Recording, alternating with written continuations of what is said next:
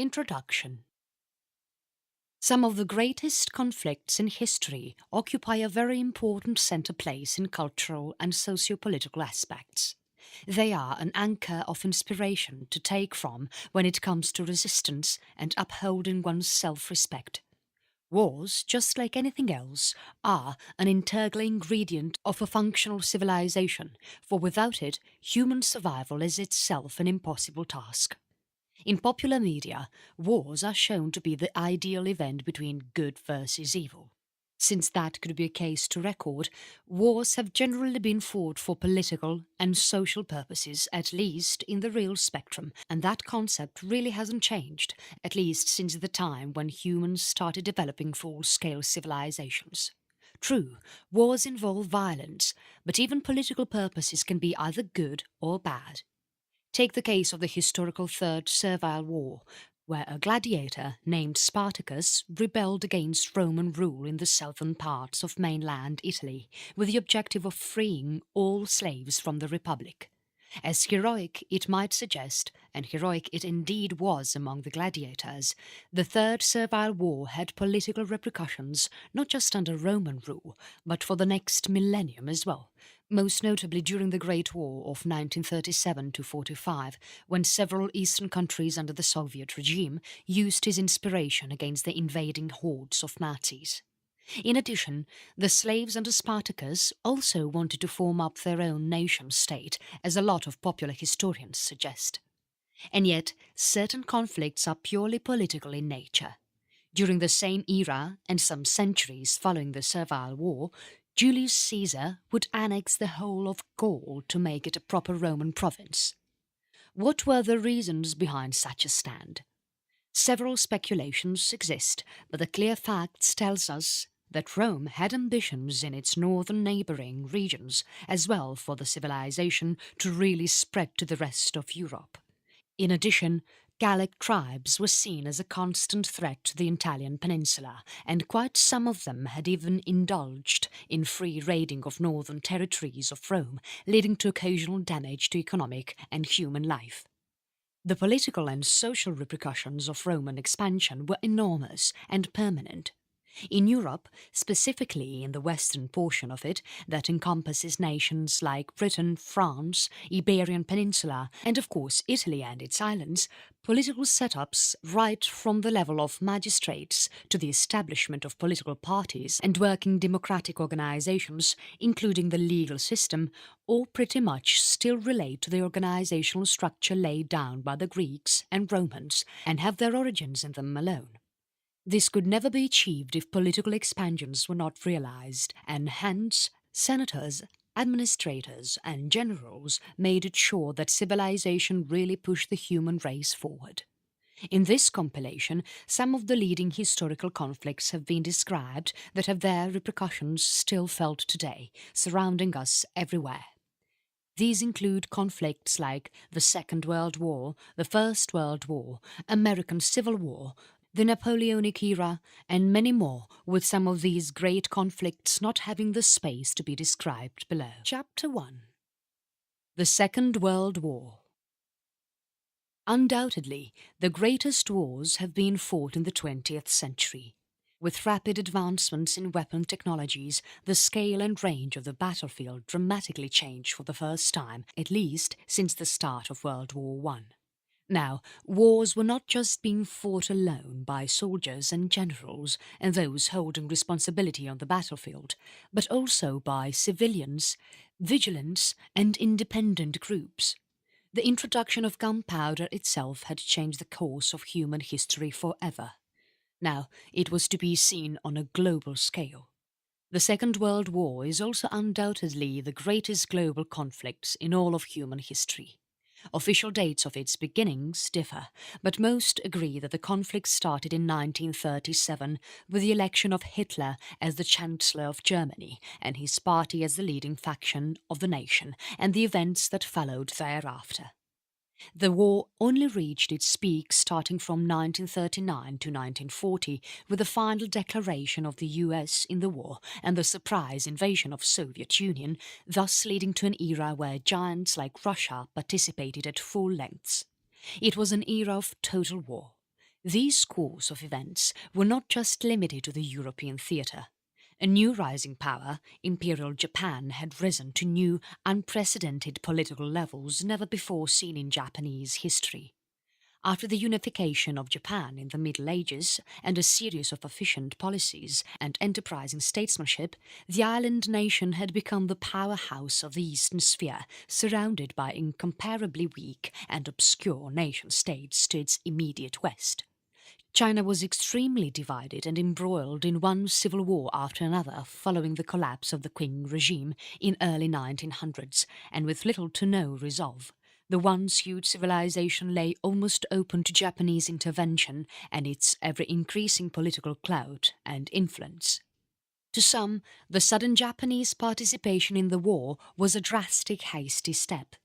Imperial Japan had reached increasing heights post-1850s after the Meiji Restoration in 1868. Japan's rapid industrialization and militarization later in the early decades of 1900s made the country pinnacle power in the Southeast Asian sphere, and it had political ambitions beyond the island nation. In its early phases during the First World War, Japan, although remaining neutral, supported the Allied side and thereby supplied troops and equipment primarily to the UK. However, during the 1930s, Japanese interventions in several events pertaining to this Southeast Asian region and bordering Soviet Russia was putting the US at least in a doubtful mode. The Japanese had earlier contested with the Russians to take control of the latter's easternmost provinces and were already at an alarming phase with China. The US was becoming increasingly wary of Japanese since it had several fleets in the region. It does not need to be noted that Japanese intervention during the Second World War is still considered to be a very controversial act on the part of the imperial government. Several secret correspondence does seem to exist between the Nazis and Japanese, with the latter's governmental circles even prompting to avoid the war with the US, as it would prove devastating for the country. The US had, however, put certain economic embargoes, specifically on oil, that the Japanese thought it to be unacceptable. Finally, on 7th of December 1941, the Japanese retorted to an undeclared assault on Pearl Harbor, resulting in the deaths of hundreds of American personnel. Franklin Roosevelt in the next one day would declare war on the Japanese, and the latter would take sides with the Axis. The Second World War involved great losses to human life, as well as some of the most dynamic and permanent changes in international borders never before observed in human history. Its toll on millions and the independence of several Asian, African and Latin American nations from erstwhile colonial powers was a landmark in human history, not to forget the formation of a new international order governed by organizations such as NATO, the United Nations and the Bretton Woods Conference that would lead to a number of new economic organizations as well. All in all, around 40 million to 75 million approximate dead are estimated at the end of the war, 1945. These include civilian as well as military casualties, the highest ever recorded from a conflict. The end of the Second World War led to a number of new nations and superpowers that would decide the course of events for the next 6 decades. The total dissolution of the Empire of Britain, transformation of Imperial Japan to a democratic republic, and the division of Germany into Eastern and Western blocs, aided by the rise of America and Soviet Union as the two leading powers of the world, were its greatest aftermath. This era would also bring in a new kind of conflict, popularly known as the Cold War between two former allies, US and the Soviets. A number of Asian and African nations gained independence during this time, including the now emerging powers of India, South Africa, notable Southeast Asian powers like Malaysia and Indonesia, Philippines and Vietnam, and developed economies like Singapore and Taiping. Almost the whole of colonial Africa would become fully decolonized within the next 30 years. Chapter 2. The First World War. Preceding the era of the Second World War, the next in list of history's greatest conflicts is World War I, also known as the First World War. The Great Wars have much similarity between them. Both wars were fought by common nations that only differed in governmental setups in the early 1900s during the onset of the conflict. The First World War was fought between the Allied powers of United Kingdom and its allies versus the Central Powers of Imperial Germany, Austria-Hungary and the then fading Ottoman Empire. The onset of the 20th century was a turbulent and dynamic era in European politics. The Bolsheviks, under the leadership of Lenin and fellow communists, had overthrown the age of Tsarist regime of Russia and established a new Soviet Union. In the West, Germany during this time was being headed by a monarch, and hence called Imperial Germany, that had lost a lot of its political and economic strength. Its fellow German ally, Austria-Hungary, also sought to regain its lost classical era. To the south, and the most notable, once powerful Ottoman Sultanate had become only a shell or a shadow of its former self. With almost all of its Middle Eastern, Eurasian and Balkan territories lost, the Sultan actively looked forward to the day when the Turks would regain their former economic and national glory. Although the conflict remained predominantly European in its engagement, its combatants involved global adversaries, with only a certain portion of Southeast Asia, Japan and China, being set aside. Almost the rest of Asia and Africa was directly or indirectly involved in the Great War, owing much to the historical perspective, since this was also a peak colonial era. Major combatants involved the UK, France, Germany, Austria-Hungary and the Ottoman Empire. Together these powers covered almost half of the known world. The newly formed Soviet Russia would remain neutral throughout, although it would by itself plan ahead for a more active participation in European politics. In the East, Japan would remain reluctantly neutral, although the to-be major power in the Second World War would supply equipment and aid to the Allied powers, specifically to the UK. The First World War is often termed as a foolish war by modern historians, citing many reasons that may be in support of the claim. In fact, the whole course of events that led to the global crisis that would claim an approximate 3.8 million lives are still seen through shock, since these events turned into a global conflict within not more than 2 months. On 28th of June 1914, the Archduke and heir to the throne of Austria-Hungary, Franz Ferdinand, got assassinated from a Serbian nationalist. The Archduke had missed assassination attempts by 6 Serbian nationalists who had assembled in Vienna during his visit to the city. Coincidentally, the convoy of the Archduke took a wrong turn to a street where another assassin was located, unknowing that the convoy would take a turn to the street. Gavrilo Princip, another Serbian nationalist and intended assassin, stood nearby where the convoy was passing from. Gavrilo, waiting for the right movement, captured the opportunity and shot the Archduke and his wife from point-blank range while the convoy was still passing forward. Amidst the chaos, surrounding guards were able to arrest Gavrilo almost instantly, although speculative theories exist as to how the assassin was brought forward to authorities, owing to lack of substantial witnesses that could relate to the arrest of the assassin. What started as a movement to establish a free and independent Serbia soon turned out to be the little spark that would put almost half of the known globe into total conflict. The days following the assassination attempt were marked by an uncanny normalcy. Streets of Vienna seemed absolutely undisturbed and pretty much the same as they used to be before, with little change in day-to-day life. Even among political circles of Austria, only a certain shock was observed, but the chances of a full-scale war was being totally ignored until the month of July, also known as the July Crisis. Following the assassination attempt in June, a whole list of political events revealed themselves in the following month. Since Serbia was at the centre of Europe, that is, a territory that included a number of communities, most notably being German-speaking as well as Slavic, the small nation was being keenly watched by Austria, the newly formed USSR to the east, and even Ottomans to the south, who had ruled the nation for several decades, at least during their peak of power in the Middle Ages. However, a trifling Austrian affair would turn out into a global conflict is still seen through with awe by most historians and political analysts. In the next couple of years that followed, Europe turned into a mosh pit of a wrestling ground.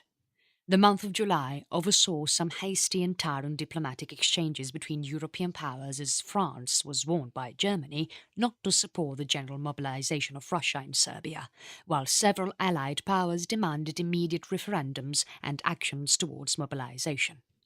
Austria even issued certain diplomatic demands to Serbians in return for independence, although these demands were deliberately designed for Serbia to reject them as a bait to an armed conflict where Austria could take control over the region once and for all. The years from 1914 to 1918 were thus seen as one of the deadliest in the course of all human history. Massive mobilization of armies took place, and some of the most grueling events happened in around Belgium and borders of France, where thousands of miles of dug trenches, still in existence today as part of active tourist spots, served as the resting place for soldiers, as well as their place of demise. More than 40 million people died during this short period of conflict, one of the highest ever, with the male population being seriously at threat in Europe as battle lines neither shifted nor moved any further away from the current establishment. World War I was thus a total stalemate, although the Allied powers came out victorious, with such costs that permanently affected everything. And yet the Great War instilled in such long-lasting repercussion not observed centuries before the war. The year of 1918 saw the official dissolution of some of the largest powers in Europe forever. Austria-Hungary, the Ottoman Empire and Imperial Germany were forever dissolved, with all of the territories controlled by these powers being resulting into several nations. Serbia was henceforth declared an independent constitutional monarchy officially on 1st of December 1918. Chapter 3. American Civil War. The American Civil War was fought between 1861 to 1865. Although only a short, 5-year conflict, it witnessed one of the greatest conflicts in all of American history, and perhaps in the industrialized world of the mid-1800s. The war is often categorized as the bloodiest in US history, and was so great that it recorded a much higher number of military casualties than those observed in World War I and World War II combined. More than 750,000 American soldiers died due to full-scale conventional war and the disease that followed thereafter. These figures include both Confederate as well as Union casualties. The causes of the Great Civil War were purely socio-political in nature and revolved primarily around the issue of slavery in Northern America. By the late 1800s, a very considerable portion of Africans had settled in these territories during the time when the states were being newly formed, and Africans were traded extensively in both South as well Northern American territories. So immense was the phenomenon of slave trade in the 1700s that a considerable portion of the American economy was being operated by them. Africans during this time comprised the primary labour resource on plantations and agricultural estates, mostly owned by whites, but worked by Africans. Also, so immense was the contribution from African Americans that literally the whole southern territory of the US, including 7 states, thought slavery to be an integral part of their economy, state rights and society. Anti-slavery movements and policy actions across the US during this time were seen as violating of the rights of southern plantation owners and agriculturists, some even believing in the laziness of blacks in a free labour market. The whole notion of the dependency of the southern economy on black labourers was the prime catalyst of the conflict that ensued in these 5 years. In 1860, America prepared to elect its 16th president. Abraham Lincoln, one of the greatest considered presidents and ranked among the top 3 by most contemporary as well as modern historians and political analysts, held sway over the northern states where he won by a decisive wave. Abraham Lincoln was also to become the nation's first ever Republican president. In the aftermath of the 1860 election that followed in 7 of these southern states, where he hardly won any representation, declared themselves seceded from the federal government. In one sense, these states had declared themselves to be independent of the rest of the nation, even rebelling, as certain authors and historians point out. The secession had obvious preceding events. Almost the whole South had threatened the federal government of a full secession if Abraham Lincoln was to be elected as the president, and hence his almost negligible vote in these areas.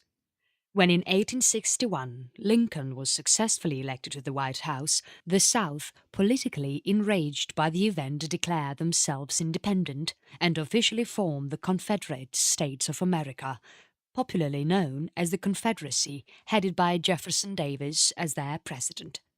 The Confederacy was such that no foreign country really recognized its diplomacy, and hence a total lack of intervention from such countries that imported American cotton, especially certain major powers of Europe like Britain, which the Confederacy thought it would intervene in favour of the Confederacy. None did, however, and the vague promise got further jeopardized by Lincoln's attempt to thwart any assistance being provided to the South by blockading and destroying southern ports that could prove to be a potential element in trading arms, ammunition, and even cotton from Europe. With any prospective support from Europe now forever gone, the South took to its determined path to capture Washington, D.C. The Civil War was one of the first ever industrial wars, that is, mass mobilization of men and resources ever to be first observed in modern history. Both the Union as well as South were equally matched in terms of ability, number of men, and quality of leaders. In fact, the South gained immensely during the first phases of the war, and Lincoln had to devote considerable time in strategizing and executing military decisions he hardly ever had any experience in. In spite of the limitations of a lack of proper military education faced by him, Lincoln, through referring manuals, books, and any amount of literature that he could get his hand on, implemented some of the finest and best decisions lauded even in today's time. Abraham Lincoln cut off the South's trade route by destroying some of their key important ports, since the South never had a seizable navy. Next, Lincoln personally supervised all his appointment of top generals and military personnel. He maintained calmness under such events when the Union was in some instances unable to capture the Confederate capital. In such instances, Lincoln would quickly reshuffle the command and resume the war momentum. In addition to executing some key naval decisions, Lincoln also personally took command of the standing army by appointing his most successful general, Ulysses S. Grant, as the chief of the army. The latter would become the next president of the U.S. after Lincoln's sudden assassination in 1865. The Civil War raged on, equally matched with much ferocity around central U.S., surrounding the areas of Richmond and Virginia, and finally climaxing at Gettysburg, the resting place where the future of the U.S. was set. In the early summer days of July 1863, the Battle of Gettysburg continued for 3 days, finally concluding on 3rd of July with the utter decimation of Confederate army under the command of Robert E. Lee. With the strength of the South now completely extinguished, Lee finally surrendered to the Union and agreed upon surrendering everything that related to the Confederate States, and that the rebelled states were now a part of the Union government. Certain skirmishes dotted the southern territories, but the war had been won and Richmond had been captured following the Battle of Five Forks, where General Lee made his last stand to make some gain from the remaining Confederate army. The Great Civil War was such that it would leave a permanent imprint on American society for the rest of the periods that followed. The assassination of the 16th President of the U.S. would make him one of the greatest presidents of the U.S. and a martyr. The Civil War was also a start of the Reconstruction era, whereby the end of it would be characterized by extensive rebuilding and developmental measures that would last almost till the start of the 1900s. The greatest contribution of the Civil War, however, the emancipation of the millions of black citizens who toiled under hard conditions, working extensively without any recognition at all. The Emancipation Act would symbolize the historic step of the assimilation of all communities that existed in the US and the century that would follow. Chapter 4. The Napoleonic Era. The Napoleonic Wars were one of the most important events in modern European history. Many scholars suggest the lack of it could never have resulted in the independence of so many small nations, especially in the Balkans, if someone like Napoleon could have never have risen to the French throne. The Napoleonic Wars, also popularly known as the Napoleonic Era, was a set of military conflicts dating from 1803 with the declaration of Napoleon I as the Emperor of the French Empire till its dissolution and the reverting back of the Bourbon family to the French crown in 1815 following the defeat of the French at Waterloo and the exile of Napoleon Bonaparte. The Napoleonic era was perhaps one of the first events that would categorize itself as a global conflict, although its global scale really referred to the French conflict with the Ottomans, specifically in northern Africa, where the former controlled vast swathes of territories till the Middle East, all the way to the edge of erstwhile Kingdom of Morocco. The era remained, however, purely European in scale and historiography. Its repercussions were permanent and were felt overseas on several regions of Latin America that would be discussed later in the chapter. The Napoleonic era was one of the most turbulent in modern European history, following what the two great world wars stood for. It would also account to one of the highest ever casualties recorded in early 19th century European events. The beginning of the Napoleonic era starts with the reign of Napoleon Bonaparte, following the arrest and execution of King Louis XIV in the French Revolution. In 1789, France was characterized as being involved in a number of political conflicts with its neighbouring powers, most notably Britain, Prussia and Austria. To its easternmost corner, Russia too played its part indirectly. During the late half of the 18th century, France had weakened substantially for other major powers to gain strides in the global spectrum. With several of its colonies lost, France actually got confined to nothing more than its European borders. This was also the time when the nation transformed itself into a republic from monarchical rule following the ouster of the ruling king. It was also during the late 18th century when a young general named Napoleon Bonaparte would rise to become ruler of France and emperor of his own carved imperial domain that pretty much imitated the erstwhile Western Roman Empire. So extensive Napoleon's achievements were that quite a lot of French polity seen today got established by him, including legal codes and the French flag itself with the official motto. However, all this came at a great cost and an epic episode in European history. The initiation of the Napoleonic Wars is subjected to debate by several authors and historians.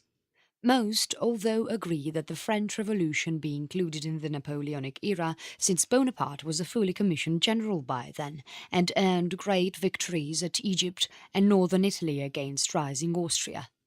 However, the peak of the war began never before 1803 during the invasion of Italy and the Iberian Peninsula and the decisive defeat of Austria resulting in the Treaty of Pressburg that resulted in a total withdrawal of Austria from the war. From 1803 to 1806, France, under Napoleon, controlled a vast swathe of territory never achieved in French history before, even during the peak time of the Bourbons. In a single, swift motion, Napoleon was able to take in Western Germany, Netherlands, Belgium, Switzerland, northern Italy, all the way to interior Austria's fully administered provinces of France. By that time, Napoleon's control over the French Republic and his military was triumphant and unstoppable. In fact, most historians agree that the position Napoleon was in 1806 was more than enough to sue for peace with Great Britain, Russia and all the major members of the First Coalition. However, France continued on without making major concessions. and this would prove to be a deadly mistake in the end. By 1806, Prussia and Russia had become the prime members of the Second Coalition that in its fullest strength was still unable to stop French interests. The British were already involved with Napoleon, but fearing a destruction to their colonies, never really risked an all-out military campaign against France and its triumphant armies. Instead, it relied on a more unconventional warfare by inflicting hit-and-run tactics, especially on French trade routes and fleets wherever it could get its hands on. Through such events, Britain was at least able to prevent the French on gaining any foothold on its colonies, including India, that Napoleon had seriously considered in his roadmap. He had even sought to send envoys to Indian rulers like Tipu Sultan to make alliance with him against British interests in the subcontinent. However, such long-term plans could never really be realized since Napoleon's energy and resources limited themselves to nowhere beyond Europe. At the turn of the dissolution of the Second Coalition, France had taken Berlin and severely defeated Russian armies. The French Empire had now achieved its greatest height, with the French flag waving triumphantly almost across the length and breadth of Western Europe. It had also inflicted some heavy blows to the Ottomans' hold on the Balkans and North Africa, following the era where the Sultanate was unable to progress itself due to several inbuilt socio-political limitations, especially from the clergy and imams who never allowed the ruler to implement in modern reforms for Turkish interest. The result was an almost total hegemony of France and its revolutionary spirit. However, all the glory was very short-lived, and it was to end unexpectedly and really quickly. By the start of the Sixth Coalition, France had suffered greatly, and all this came very unexpectedly. The invasion of Russia, following some decisive victories for the French, especially on fields like Borodino, earned them great achievements that were to be short-lived. Following victories at Poland and the Steppes, French gains severely thwarted during the invasion of Russia. The French had even occupied Moscow, but resistance still needed to be dealt with. Russia was by far the largest nation Napoleon had ever faced, and came face to face with the greatest difficulty to be ever handled, to gain foothold on every district and region of Russia during the time of peak winter when even the trees get frozen. The once triumphant French armies faced a very uncanny enemy now, nature's blizzards and snowstorms that could never be destroyed with gunfire or a close combat. As the stinging breezes of the December Russian winter took soldier after soldier with it, Napoleon had to desperately sound the withdrawal call. One of the greatest ever attritions suffered by any army, the French got reduced to mere numbers, with some of the ablest personnel under Napoleon gone with the winds. The invasion of Russia proved to be a total disaster, as more disasters lay ahead. Till the end of the Sixth Coalition, French armies suffered defeats for the first time in their service under Napoleon after winning decisive victories during the initial phases. Napoleon was now being outnumbered, and this was the most plausible reason of facing defeats. After the withdrawal at Lutzen, Napoleon had to now command on the fields of France itself, where heavily outnumbered French armies were unable to sustain themselves for long. Napoleon finally abdicated on 6th of April, 1814, and exiled to the island of Elba. For quite some time, the future of Europe was now set, although the now ebullient Allies were facing an unexpected surprise. In 1815, Napoleon left his exiled home to command France again. He surprisingly took control over French affairs in a swift motion that caught off guard the Allies who were now at peace, and the borders of Europe redrawn to their default status. The Bourbon king was again deposed, and Napoleon declared ruler. However, the year of 1815 was exceptionally short-lived, as the French dictator would witness his last days here. Following the formation of the Seventh Coalition, Britain with its allies of Europe decisively defeated the French army and Napoleon on the historic battlefield of Waterloo, permanently sealing the deal once and for all. Napoleon would never go on to see Paris again, instead being forced to exile to the remote island of St. Helena, west of the African western coast of Namibia on South Atlantic, thousands of miles away from Europe, where he would die 6 years later. The repercussions of the Napoleonic era were permanent. Following the occupation of Madrid and the fall of Imperial Spain to the hands of French, Spanish foothold on South America fell with its falling regime. Several of the former Spanish colonies became independent, with Portugal losing almost all of its possessions in the Amazonian continent. In Europe, the effect was far less. The principles of liberty and freedom were forever born, and these were to serve as leading principles for decades to come, even during the First World War, when several Balkan and Middle Eastern nations achieved independence from their former imperial rulers. Modern-day boundaries within Europe are actually the officially set boundaries of Congress of Vienna that took place in 1815 following the defeat of the French of Waterloo. Much of modern Europe owes its place